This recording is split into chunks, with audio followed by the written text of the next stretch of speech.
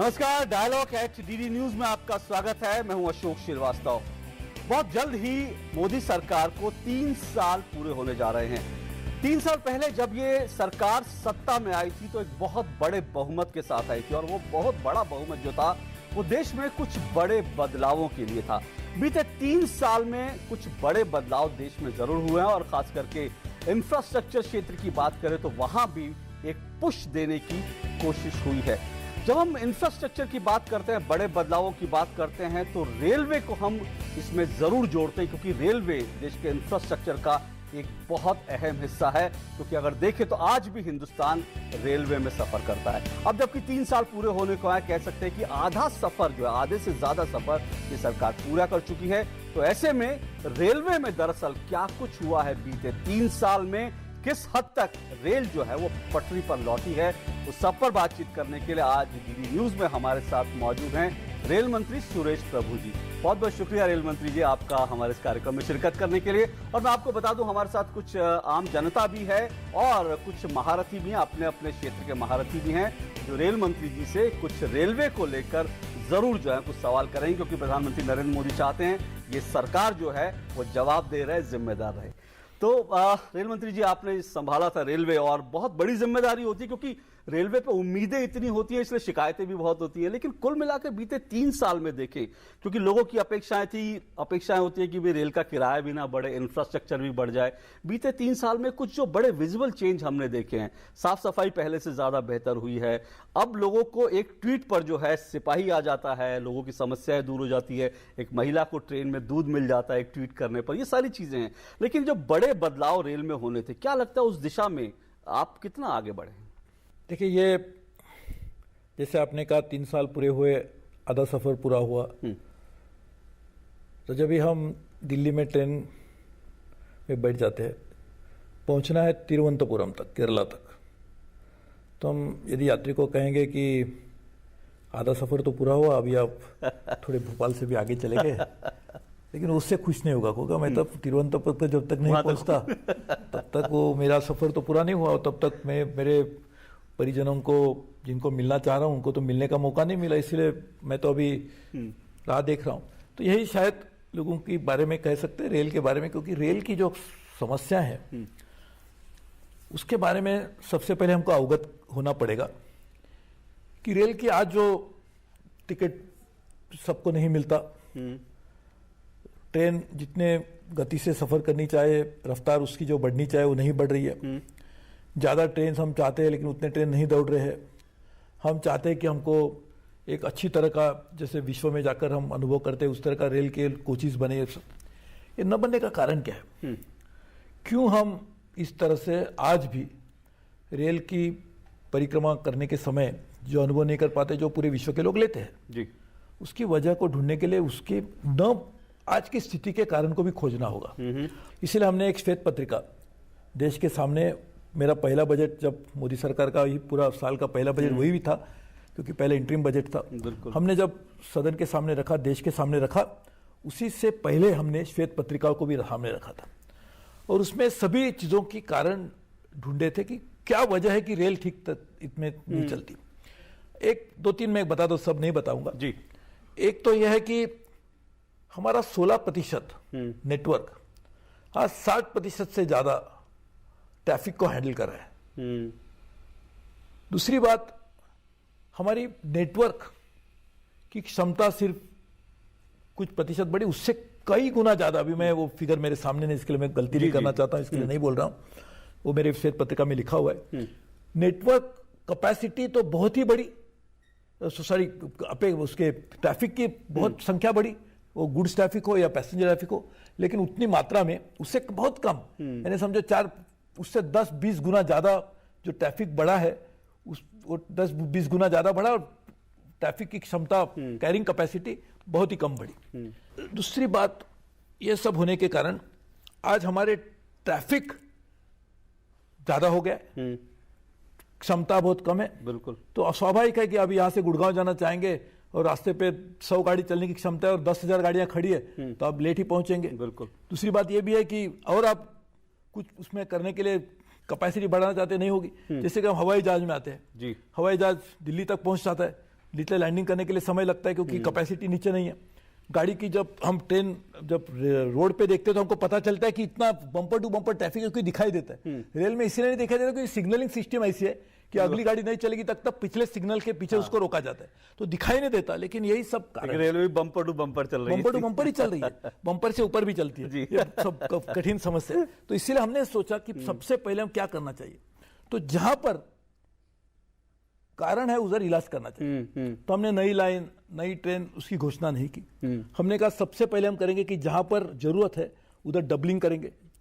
जैसे कि अभी गुड़गांव का ट्रैक है और 1-2-3 लेन लगा देंगे तो गुड़गांव का ट्रैफिक फिर भी बढ़ेगा लेकिन बिल्कुल कंजेशन कम होगा। तो ये हमने करने की शुरुआत की और ये करने के लिए पिछले 2.5 सालों में हम लोगों ने 16,500 किलोमीटर डबलिंग ट्रिपलिंग को सैंक्शन किया है। पिछले 70-80 साल के तुलना में 20,000 से ज्यादा थोड़ा हुआ था, हमने 16,500 किया। पहले प्रोजेक्ट की घोषणा की जाती थी, हमने कहा पहले इंप्लीमेंटेशन के ऊपर ध्यान देंगे। विद्युतीकरण जो 42% सिर्फ देश में हुआ था उसको हम पूरी मात्रा में डबलिंग करेंगे अगले 5 साल में, डबल करेंगे। 42% का डबल अगले 5 साल में, जो 70-80 साल में हुआ है उसको 5 साल में करके दिखाएंगे। उसके लिए ऑर्डर्स बिडर्स भी चलेंगे। साथ ही में जो भी हमारी मीटर गेज लाइन है वो डबल गेज की जाएगी, मीटर गेज को ब्रॉड गेज किया जाए। तो ये सब करने के बाद क्या होगा कि आप यहां से समझो, आज ये समस्या ये है कि बहुत समय तो जहां कंजेशन है वो तो निकल गया, विद्युतीकरण हुआ और ब्रॉड गेज भी हुआ, तो एक ही ट्रेन जो निकलेगी कहीं से भी वो इसी नेटवर्क पर एंड तक जा पाएगी। उसके लिए डीजल का इंजन, इलेक्ट्रिक लोकोमोटिव का इंजन, मीटर गेज है, इसके लिए ट्रेन चेंज करो, ये सब समस्या नहीं आएगी। साथ ही में उसका स्पीड बढ़ाने के लिए दिल्ली टू मुंबई और दिल्ली टू कोलकाता, ये जो हमारे 2 मेन ट्रंक रूट्स है उसकी क्षमता भी 200 किलोमीटर पर आवर बढ़ाने के लिए भी हमने एक सैंक्शन दिया। 16,500 या 17,000 करोड़ का प्रोजेक्ट है, उसके लिए भी हमने मान्यता दे दी। जो आपने जो कदम उठाए उनके बदलाव लोगों को दिख रहे नहीं दिख रहे, मैं इसीलिए जो हमारे ऑडियंस है उस पर जाऊंगा, क्योंकि हालांकि ये बदलाव भी एक दूरगामी है जो कि वक्त के साथ नजर आएंगे। लेकिन फिर भी हमारे साथ संजय सिंह है, डिप्टी एडिटर है दैनिक जागरण के। चेंजेस हो रहे हैं लेकिन उनका रिजल्ट टाइम आने में आप कह रहे टाइम लगेगा, वो दिखने में वक्त लगेगा।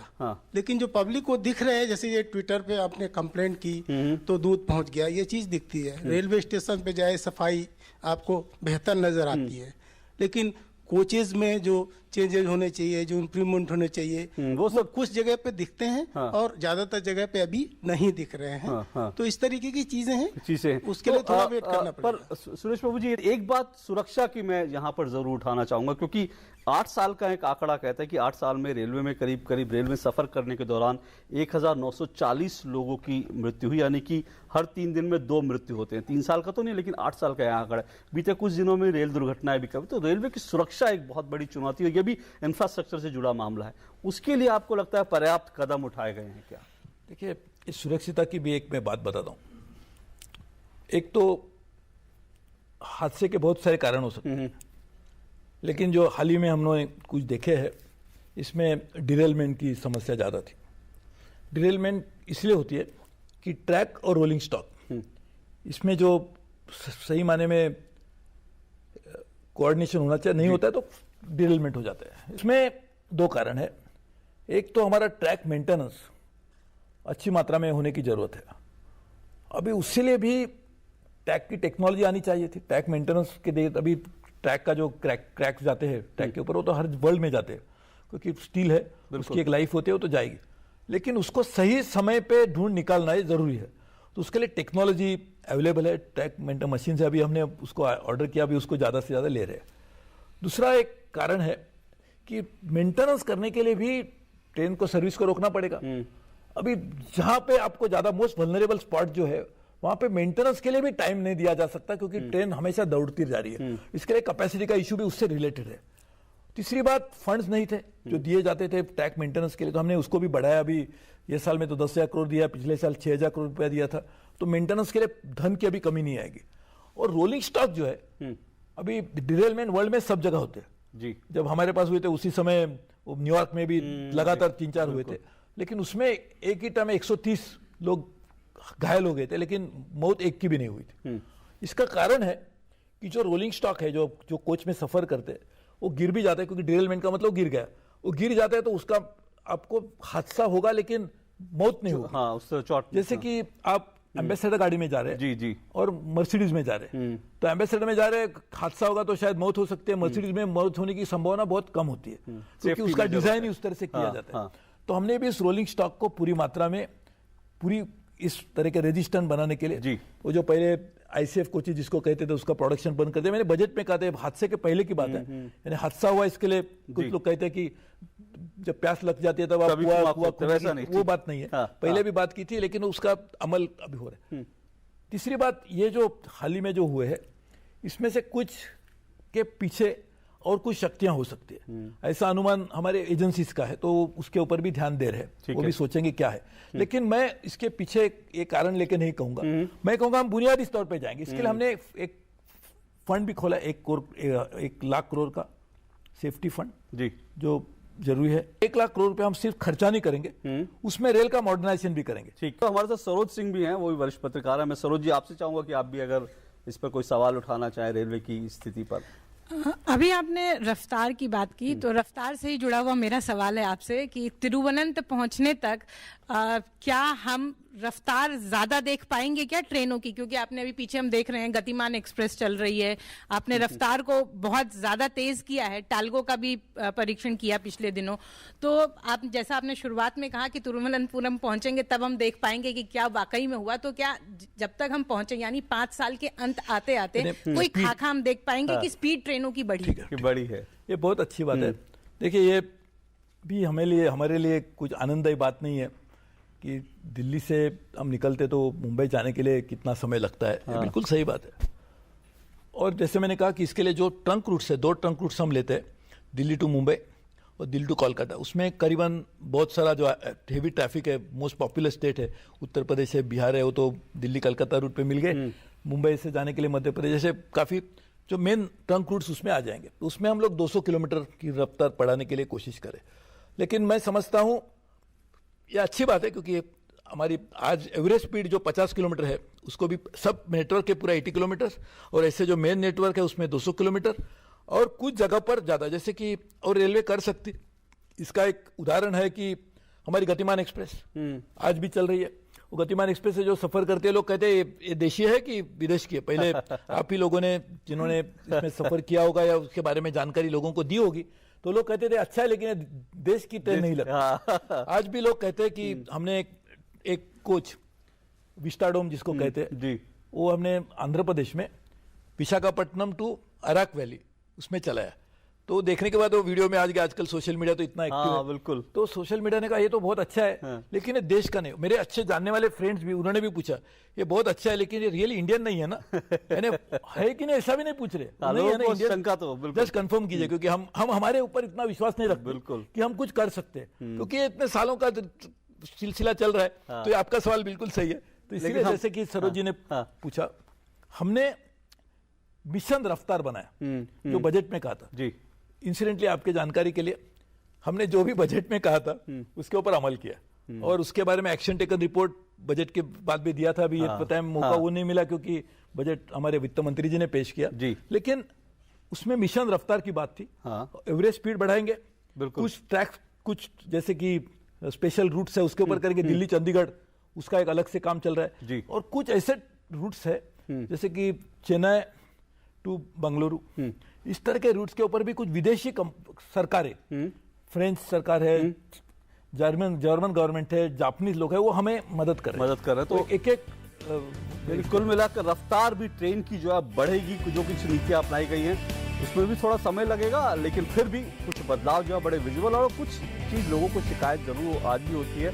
लोग कहते हैं कि टिकट लेने में बड़ी मारामारी अभी भी है, और अभी भी लोगों को लगता है कि भाई दलाल के मार्फत जो है टिकट मिल जाती है, लेकिन लोगों को शिकायत वो भी सवाल उठाएंगे, लेकिन इस छोटे से ब्रेक के बाद।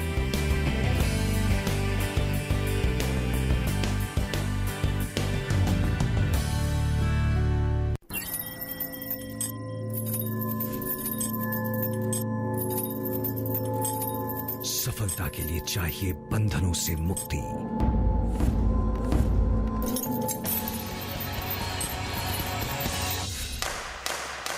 जीएसटी देश भर में उत्पादों के बाधा रहित प्रवाह और व्यापार की सुगमता के लिए। जीएसटी, एक राष्ट्र, एक कर, एक बाजार। धीरे धीरे सब जान गए हैं कि हम जैसे बिना MRP, वजन और यूज बाय डेट लिखे हुए पैकेट गलत हैं। हाँ, तभी तो कोई हमें अपने साथ नहीं ले जाना चाहता है। उम्मीद मत छोड़ो पैकेट भाई, कोई तो होगा ही जिसे दुकानदार चाचा बेवकूफ बना लेंगे। सही पैक पर वस्तु की कीमत, वजन, निर्माता कंपनी का नाम तथा इस्तेमाल की तारीख जरूरी है। आप बताइए, आप जानने वालों में से हैं या बेवकूफ बनने वालों में से? जागो ग्राहक जागो। प्रधानमंत्री ग्राम सड़क योजना ने हम गांव वालों के लिए तरक्की के रास्ते खोल दिए। सड़क के गड्ढों की फोटो खींच रहे हो? कोई खास बात है क्या? अरे काका, मेरे मोबाइल फोन में मेरी सड़क ऐप है, जिससे प्रधानमंत्री ग्राम सड़क से जुड़ी कोई भी जानकारी सरकार तक भेजी जा सकती है। सड़क से जुड़े सुझाव या शिकायत पर सरकार वाजिब कार्यवाही करती है। प्रधानमंत्री ग्राम सड़क से जुड़ी कोई भी बात, मेरी सड़क एंड्रॉइड ऐप अब हर पल मेरे साथ।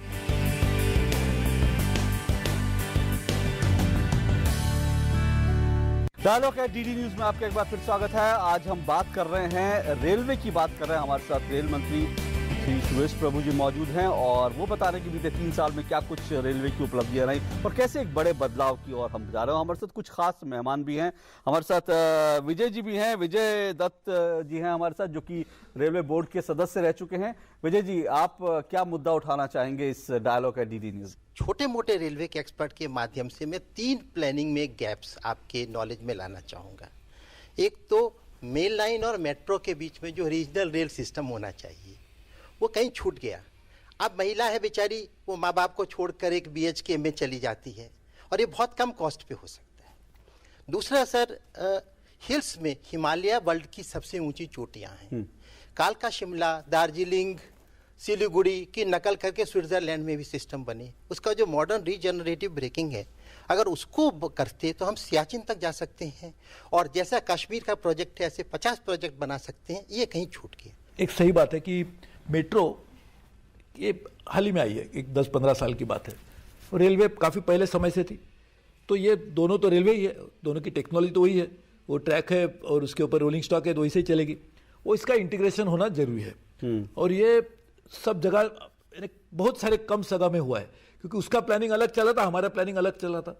यदि आपको याद होगा तो मैंने पहले बजट में मेरे स्पीच में मैंने बात कही थी कि integration of multimodal transport is a critical part. वो नहीं करेंगे तो ये समस्या आएगी। हमने कुछ जगह पर करने की कोशिश की, जैसे मुंबई में 2.3 करोड़ पीपल रेल में जो सफ़र करते हैं, उसमें से 80 लाख लोग तो मुंबई में ऑलमोस्ट 25% वहीं पे करते हैं। तो वहाँ पर अभी हम एलिवेटेड कॉरिडोर बनाने की शुरुआत कर रहे हैं। उसके एक आगे जाके कदम जाके हम लोगों ने एक टिकट, जो टिकट रेलवे पे भी चलेगा, मेट्रो पे भी चलेगा, वहाँ की बेस्ट बस जो है बेस्ट बस पे चलेगा, कभी वाटर ट्रांसपोर्ट आने की वो लोग स्टेट गवर्नमेंट बात करे उस पर चलेगा। और शेयर टैक्सी एक मुंबई का एक कॉन्सेप्ट है, क्योंकि लोग आजकल टैक्सी का भी करे, लोगों को ज़्यादा लगता है, महंगा लगता है, तो 4 लोग टैक्सी में बैठ के उसका कॉस्ट शेयर करते हैं, उसका टिकट भी, यानी ये सभी का एक टिकट चलेगा। ऐसा हमने कॉन्सेप्ट बना के दे भी दिया रेलवे को। अभी उसकी शुरुआत की उम्मीद है कि ये इम्प्लीमेंट होगा, क्या आपको लगता है? ये तो अभी ये मुंबई में हो रहा है। दिल्ली के लिए, दिल्ली में आपको याद होगा तो एक रिंग रेलवे थी, बिल्कुल, वो आज नहीं चल रही है। तो हमने उसको भी स्टेट गवर्नमेंट के साथ हमारी बातचीत हुई थी, हमारे urban development minister Venkaiah Naidu ji के साथ मेरी बातचीत हुई। हम उसको भी इंटीग्रेट एक ट्रांसपोर्ट स्टेट गवर्नमेंट के ट्रांसपोर्ट के साथ करना चाहते हैं, खास करके मेट्रो के साथ। ये बात आपकी बिल्कुल सही है। दूसरी बात आपने जो कही, वो जो हमारे जो टूरिस्ट डेस्टिनेशन है, ये भी मैं समझ सकता हूँ सही। अब इतना ही बात है कि ये सब करना जरूरी है, उसका थोड़ा सा प्रायोरिटाइजेशन, क्योंकि आज आपने मालूम है 40-50 हज़ार करोड़ रुपए का हमारा बजट सालाना हुआ करता था और वो बजट पूरी मात्रा में ऐसे चीज़ों में जाता था जो प्री कमिटेड थी, प्री डिटरमिन्ड थी। इसके लिए हमको डबलिंग, ट्रिपलिंग या नेटवर्क एक्सपांशन करने को कभी समय मिला ही नहीं। तो ये फर्स्ट टाइम हमने उसको बढ़ाकर अभी 2.5 साल में 3.5 लाख करोड़ का बजट बना है। अभी ये भी समस्या थी कि आपको बजट देंगे लेकिन स्पेंडिंग करने की भी क्षमता रेलवे बोर्ड में क्रिएट करनी पड़ेगी। हमारे साथ रजत अरोड़ा जी। रजत जी, आप क्या सवाल उठाना चाहते हैं? अब एक मेरा प्रश्न ये है कि सर का एक सपना है कि जो स्टेशन रीडेवलपमेंट हो वो एकदम एयरपोर्ट की तर्ज पे हो जी, तो अभी उसमें कुछ होना शुरू नहीं हुआ है, तो कब तक हो पाएगा, बस ये जानना चाहिए। ये एक इम्पोर्टेंट है, क्योंकि रेलवे का जो स्टेशन है उनकी तस्वीर अब बदलनी चाहिए। ये जो स्टेशन डेवलपमेंट की बात है बिल्कुल जरूरी है। क्या है, हमारे पास 8000 स्टेशन है, उसमें से कुछ स्टेशन ऐसे कि जिसको हॉल्ट स्टेशन कहते हैं, यानी सिर्फ ट्रेन रुकती है, वो हमारे चोपड़ा साहब शायद जानते होंगे, उसमें कोई फैसिलिटी एमिनिटी नहीं होती। लेकिन ऐसे 400 स्टेशन हमने ढूंढ निकाले जिसमें बहुत लोग सफ़र करते, वहाँ बोर्ड भी करते हैं, वहाँ उतरते भी है। ऐसे एक स्टेशन के ऊपर क्योंकि ज़्यादा से ज़्यादा लोग आएंगे तो उसकी स्टेशन की कमर्शियल वैल्यू बढ़ेगी, बिल्कुल फुटफॉल बढ़ेंगे, जिसका देखने का जो क्षमता है वो भी बढ़ेगी, तो ऑटोमेटिकली उसकी कमर्शियल वैल्यू बढ़ेगी। तो उसको हम कमर्शियल डेवलप करना चाहते हैं। इसमें एक ही समस्या बीच में आई थी कि हमारी रियल इस्टेट मार्केट जो है उसके ऊपर निर्भर करता है, तो थोड़ा सा रियल इस्टेट में थोड़ा सा इस वक्त कमजोर था, इसके लिए अभी वो वापस रिएबल वो करे। दूसरी बात थी जहाँ ट्रेन चलेगी जहाँ उसी समय स्टेशन तो चलते रहेगा और उसी समय डेवलप भी करना है, तो इसलिए हमने एक 2-3 उसके बावजूद भी ये सभी समस्या है, हमने हबीबगंज और कुछ दिनों में वो स्टेशन हैंडओवर भी हो चुका है, उस हबीबगंज भोपाल में जो है उसको रीडेवलप किया जाएगा। गांधीनगर जो हमारे नरेंद्र मोदी जी के कमल हस्तों द्वारा 9 जनवरी को हमने उसका शिलान्यास किया था, उसके ऊपर 5 स्टार होटल भी बन रहा है 300 रूम का, अच्छा। और नीचे ट्रेन भी चलेगी, उसका रेवेन्यू भी मिलेगा, अच्छा लोगों को फैसिलिटी मिलेगी, क्योंकि वहां से गांधी धाम भी नजदीक है, इसके लिए बहुत सारे लोग वहां जाते हैं, तो उनके लिए भी एक सुविधा बढ़ेगी, रेल के लिए भी आमदनी बढ़ेगी। तो ये सब हम कर रहे हैं, लेकिन ये बिल्कुल सही है कि ये रेलवे को ट्रांसफॉर्म, क्योंकि आपको एहसास कब हुआ कि हमने बदलाव देखा कि जैसे संजय जी भी कह रहे थे आपने कहा कि आपको अंदर जाने के बाद देखना चाहिए, तो हम यही करें कि स्टेशन सबसे ज्यादा पहले कहाँ पाते बिल्कुल विजुअल वही होता है, स्टेशन पे आगे तो अरे वो चेंज स्टेशन अच्छा दिखता है, जी, तो जी। दिखेगा, लेकिन थोड़ा जो थोड़ा समय कम करने की कोशिश करें। मेरे पास कुछ, क्योंकि आम जनता, रेलवे अभी भी आम जनता की सवारी है, मैं जल्दी एक तो चंद्रशेखर जी यहाँ पे मैं देख रहा हूँ वरिष्ठ पत्रकार, और जल्दी कुछ और 1-2 सवाल ले लेता हूँ मैं जी। I am from the tourism industry and we are catering foreign tourists. So my question is, yes, you are doing pretty good. The quality of cleanliness in platform is much better, but still there is a problem with the parking area in most of the big railway stations. हमारी जो समस्या है खाने पीने को लेकर train में और बेड रोल जो मिलते हैं, ट्रेन लेट हो वो चल जाता है, लेकिन अगर ट्रेन में लंबा जाना हो और लेट हो रही है तो हमें खाने की क्वालिटी नहीं मिलती। हमें वहाँ पर सोने के लिए जो एक साधन है आपके बेड रोल, वो अच्छी क्वालिटी के नहीं मिलते। इस पे बहुत ध्यान देने की जरूरत, इस पे कुछ एक और आपने काम किया? जी। मैंने लगातार 3 साल से मैं दिल्ली टू केरला तिरुवनंतपुरम का सफर कर रहा हूँ, और इधर मैं आधा मध्य भारत तक जाता हूँ, और उसके बाद जो क्लीनिंग मिलती है, सफाई मिलती है, वो इधर हमारी नॉर्थ इंडिया में नहीं मिलती है। छोटे जो सवाल है उसमें मैं अंत में एक दो चीजें और जोड़ना चाहूंगा आम लोगों, क्योंकि आम लोगों को लगता है कि आपने बहुत चतुराई से कई कुछ किराया बढ़ा दिया, हालांकि किराया बढ़ना भी चाहिए तभी सुविधाएं मिलेंगी, पर उस हिसाब से लोगों को सुरक्षा भी चाहिए, लोगों को जो है जो और छोटी चीजें हैं वो भी लोगों को आनी चाहिए, और दलाली जो है टिकटों में वो अभी भी लोगों को शिकायत आ रही है। मैं चाहूंगा इस पर भी जी पहले एक खानपान सेवा जो है इसमें जो शिकायत आती है, एक तो पहले मैं आपको उसका एक पर्सपेक्टिव देता हूँ, क्योंकि अभी क्या हुआ, पहले लोग शिकायत नहीं करते थे, कोई शिकायत करने का फायदा नहीं, कंप्लेंट बुक कहाँ मिलेगा नहीं, कंप्लेंट बुक मिलने के बाद लिखने को मिलेगा कि नहीं, लिखने के बाद कोई पढ़ेगा कि नहीं, पढ़ने के बाद सवाल कभी आया, कोई करते नहीं थे। चोपड़ा साहब को मालूम है कि वो एक हमारी पुरानी व्यवस्था थी, हमने उसको खोल दिया। अभी कंप्लेंट करने की कोई भी कंप्लेंट कर सकता है, और पहले कंप्लेंट ये थी कि कंप्लेंट नहीं कर सकता, यही कंप्लेंट थी, तो अभी ये तो हमने खोले, जब कभी आप कंप्लेंट करिए। तो उसके बावजूद आज भी 13-13.5 लाख खाना रोज दिया जाता है, 5-5.5 हज़ार साल में कंप्लेंट्स आते हैं आज। लेकिन ये व्यवस्था की आपने बात की बिल्कुल सही है, हमने नई खान पान नीति लाई है। आपने जो कहा ये मैंने टीवी पे भी देखा था कि जिस तरह से खाना बनाया जाता है, अभी हम 5 स्टार होटल में जाते हैं, खाना अच्छा लगता है, टेबल पे आता है, सब वेल ड्रेस्ड लोग होते हैं, लेकिन कैसे बनता है उसके ऊपर डिपेंड करता है, वो देखने को मिलने के बाद कुछ लोग नहीं खा पाएंगे तो कैसे खाना बनता है ये भी जरूरी है। तो हमने जो नई खान पान नीति बनाई है, इसमें एक बहुत महत्वपूर्ण परिवर्तन यह है कि खाना किससे बनाया जाएगा, उसके लिए मैकेनाइज्ड किचन रेलवे सब जगह बनाएगी, और जो मैकेनाइज्ड किचन होगी वो भी प्रोफेशनल बॉडी भी उसको मैनेज करेंगे, पीपीपी मॉडल में भी हो सकता है। उसके बाद में जो डिलीवरी की जाएगी वो हॉस्पिटैलिटी इंडस्ट्री के अच्छे लोग रहेंगे। अभी ये हमने तय किया, नीति शुरू कर दी। कुछ लोग आए थे मेरे पास बहुत शिकायत करने के लिए, जो अभी काफ़ी सालों से कर रहे, आप हमारे पेट पे कर रहे हैं। मैं बोला बिल्कुल नहीं कर रहा हूँ, मैं आपकी पेट की चिंता ही है, लेकिन जो 13.5 लाख लोग रोज जो खाना खाते हैं उनके पेट की भी चिंता मुझे करनी चाहिए।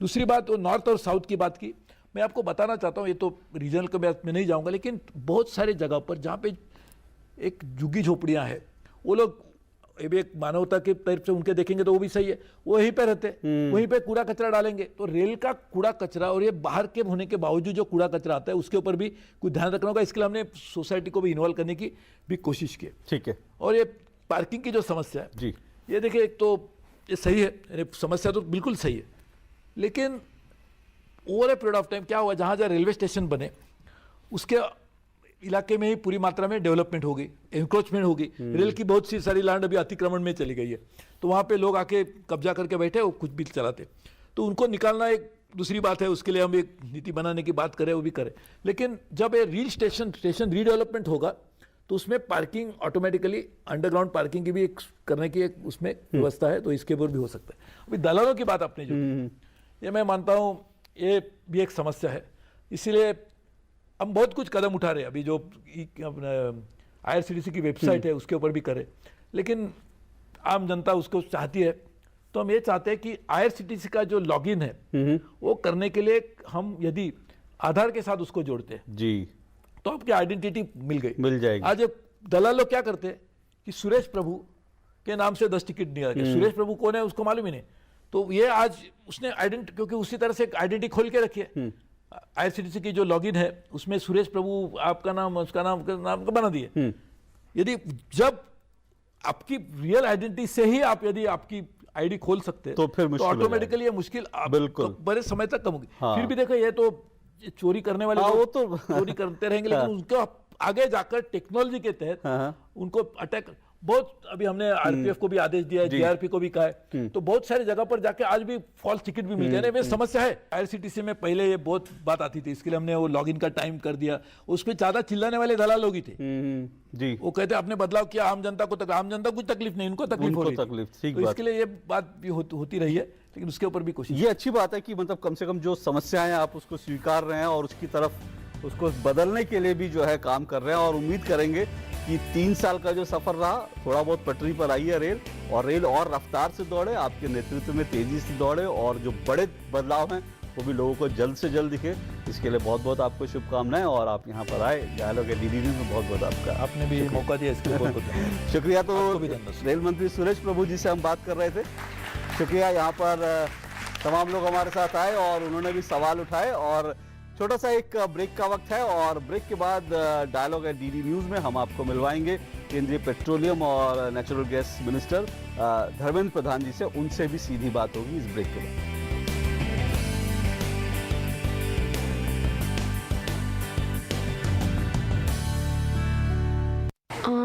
जैसे सूट टाइप मुझे ये ग्रीन या फिर ब्राउन।